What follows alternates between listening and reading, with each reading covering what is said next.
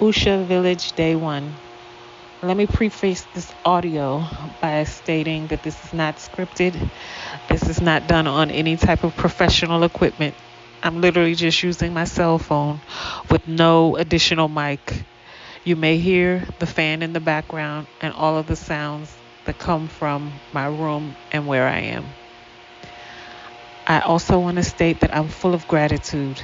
I'm just humbly thankful to be able to come here with my mom and experience all that Dr. Sebi and his legacy has left for us to enjoy and heal. I want to be as grounded as possible with nature while I'm here.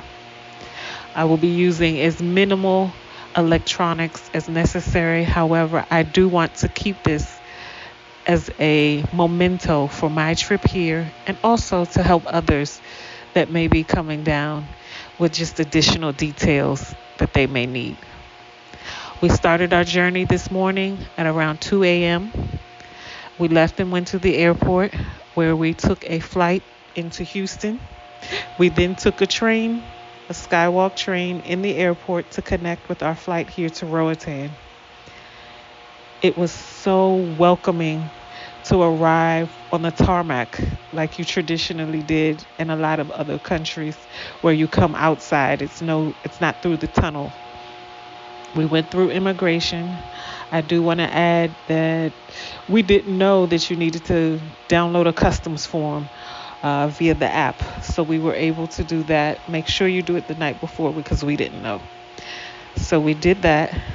We then went to find a local taxi to take us to the ferry. The taxi was 25 US dollars. And I think 1 US is 25 lempira, which is the current rate of the recording this audio. And the ferry comes twice a day, 9 a.m. and 2 p.m.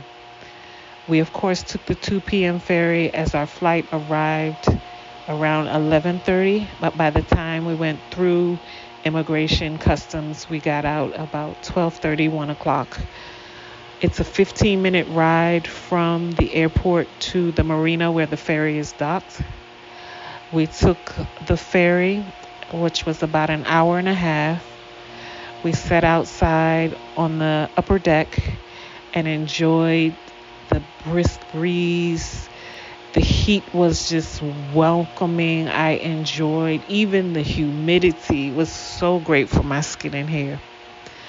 We then arrived in La Ceiba, and Juan Carlos picked us up, who was prearranged from Usha Village. Great guy.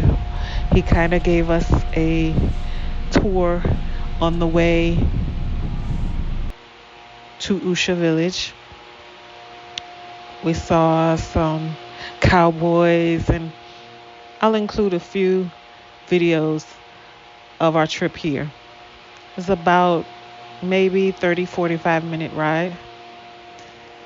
And when we arrived at Usha Village, we were greeted with some soup for the night and instructions to drink our sea moss at night and drink, looks like a 32 quarts igloo full of the spring water. Let me just say that the sea moss was delicious.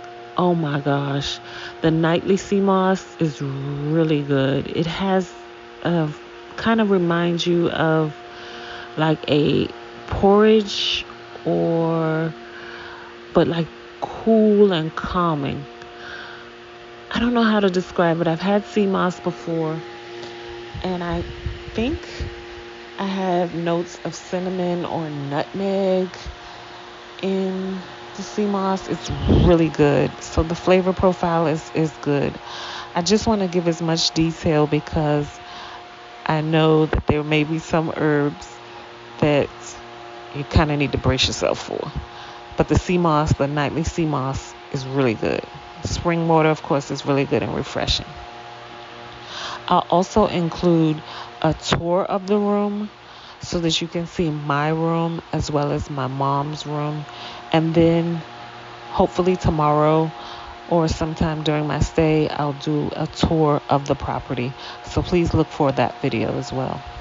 As far as what we brought, I didn't bring a lot of toiletry items or things with me, if that makes sense, just because I wanted to experience and purchase and use Dr. Sebi's stuff, so I can really get the full immersive experience. So I took my shower. The water was amazing.